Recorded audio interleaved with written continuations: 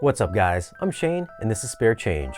If you're a movie fan or an audio and video fan and want to keep up with what's new in 4K content or AV tech, hit the subscribe button for new weekly videos. In for a review, we have Fantastic Beasts, The Crimes of Grindelwald on 4K Blu-ray.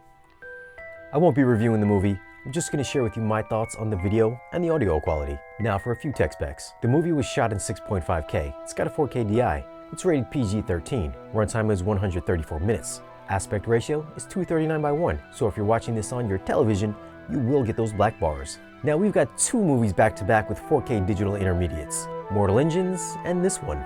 And just like Mortal Engines, this one's got some 4K crispy chops too. Is there a difference between this and the 1080p Blu-ray? Why yes there is. The use of HDR brings forward a noticeable increase in shadow detail right from the opening chapter. The interior walls of the prison and the material texture on costumes remain clean and visible in these darker shots. Most of the movie is dark, so being able to see what's going on was never an issue. And since the movie is on the darker side, the color palette does lean on the muted and drab side, so bold, vivid HDR colors is not a big thing in this movie. Although we do get some eye-blinding flames in the form of lightning in Chapter 1, and probably the biggest HDR extravaganza is Chapter 12's blue flame dragon sequence. It's got some eye-popping blues, reds, and oranges. So grab those sunglasses. Detail here is excellent with tons of nuance in those close-up shots, with individual stitching patterns on clothes and background textures that were rendered almost perfectly. If you're not a fan of film grain and like a clean digital look, then you'll most likely enjoy the visuals here. Audio was done in Dolby Atmos, and just like the Mortal Engines, great 4K video, but lackluster audio. If this was just a 7-channel mix, I think it'd be just above average.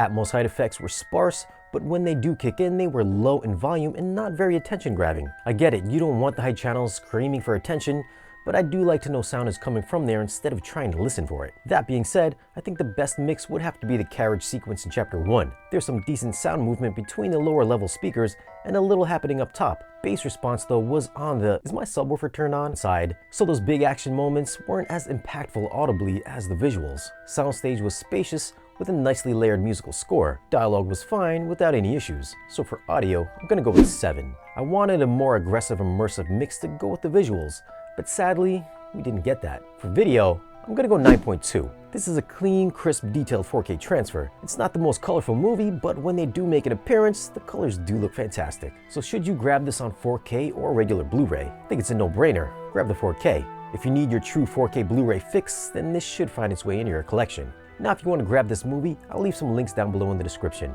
Leave us a comment, let us know your thoughts on this transfer, and what you think about the audio. Follow us on social media, and if you want to support the channel and get exclusive content and giveaways, then stop by our Patreon page.